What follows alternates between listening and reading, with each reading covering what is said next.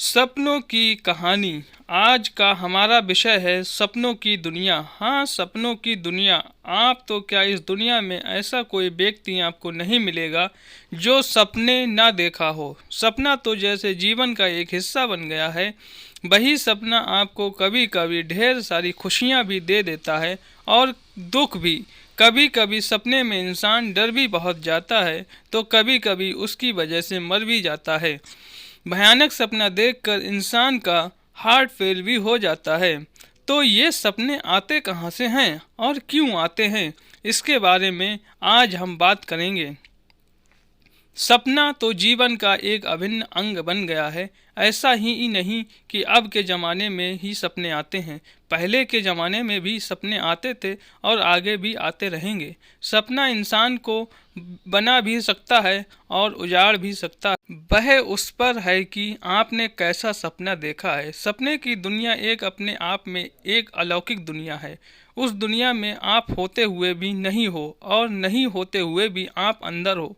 जी हाँ, ये एक विरोधाभास, इसीलिए कि आप जब सपना देखते हो तो आप सच में जो उसमें हो रहा होता है वह कुछ असल में नहीं है, पर आप उसमें एक पात्र तो हो ही, और कभी कभी उसमें पात्र होते हुए भी आप नहीं हो। ये भी एक सच्चाई है।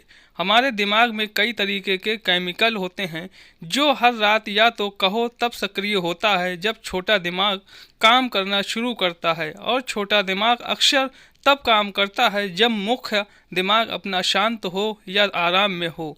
तब छोटा दिमाग ही सब दिखाता है। जब सपने के डायरेक्टर छोटा दिमाग है, इसीलिए छोटा दिमाग में बहुत शक्तियां हैं, हमें उसका पता नहीं। गुरु वशिष्ठ को एक बार सपना आया कि राम को वनवास हुआ है और सब रट है, और राजा दशरथ ने देह का त्याग कर दिया। तब वशिष्ठ जी ने सोचा कि मैंने जो देखा कहीं वह सत्य तो नहीं। तो उसका प्रमाण जांचने के लिए उन्होंने ध्यान का साधन अपनाया। ध्यान में उन्होंने देखा कि वह सब के सब सपने में जो देखा सब सही था। उन्होंने वही सब फिर से देखा जो सपने में देखा था। तब उन्होंने एक विश्लेषण किया कि आखिर ये आया कैसे। तो उन्होंने अनी ऋषि की सहायता से एक प्रकार का प्रयोग किया। उन्होंने अपने सपने को झूठा बनाने के लिए अनी जी को बोला। तब अनी मुनि ने अब उनको बताया कि कुदरत से लड़ना नहीं चाहिए, अपितु उसका साथ देना चाहिए। तब वशिष्ठ जी ने अपने सपने को ना बदलकर कुछ उसमें बदलाव करने की ठानी।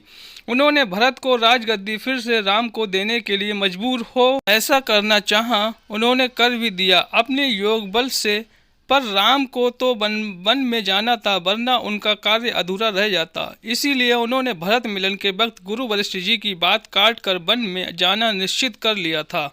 तब वशिष्ठ जी को बात समाज में आई कि अनी मुनि ने कहा था कि कुदरत जो भी करती है सही करती है, उन्होंने हमें हस्तक्षेप नहीं करने चाहिए। बात यहाँ पर वशिष्ठ जी के सपने की नहीं, बात यहाँ पर उन्होंने अपने जो सपनों को बदलना चाहा उसकी है।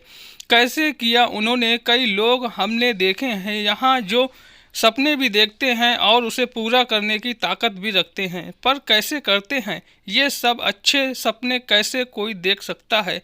आपके मन में भी सवाल आएगा कि कोई भी सपना तो हम अपनी मर्जी से कैसे देख सकते हैं। जी हाँ, देख सकते हैं, और उसमें जो भविष्य दिखाया गया है उसे बदलने की क्षमता भी रखते हैं।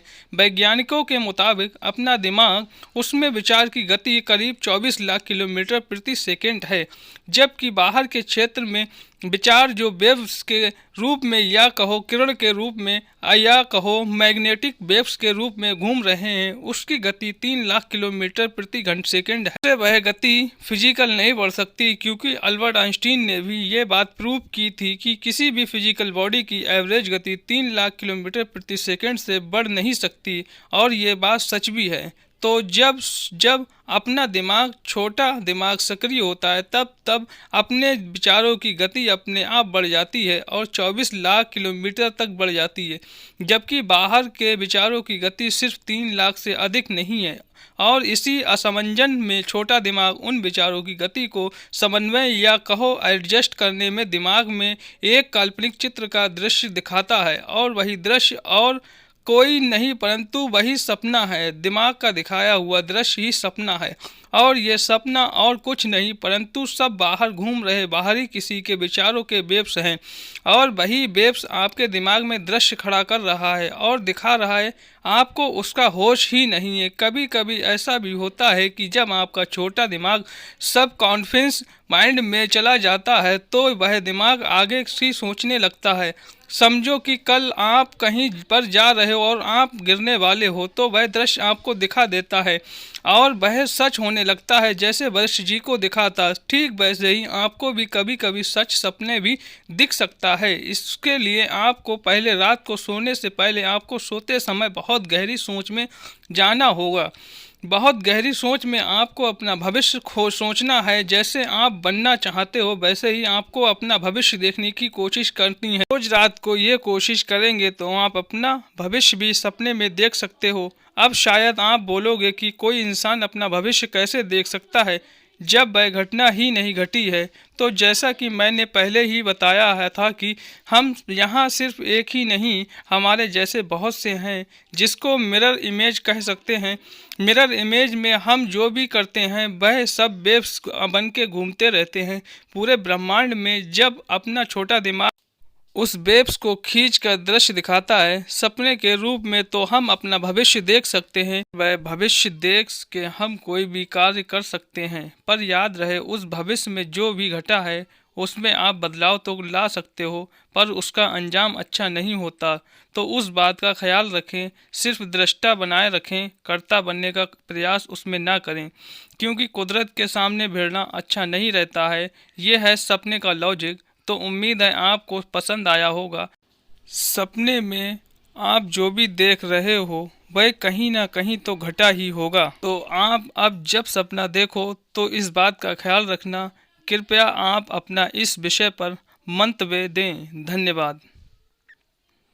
प्लीज़ चैनल को सब्सक्राइब करें और कमेंट बॉक्स में हमें बताएं कि आपको कहानी कैसी लगी।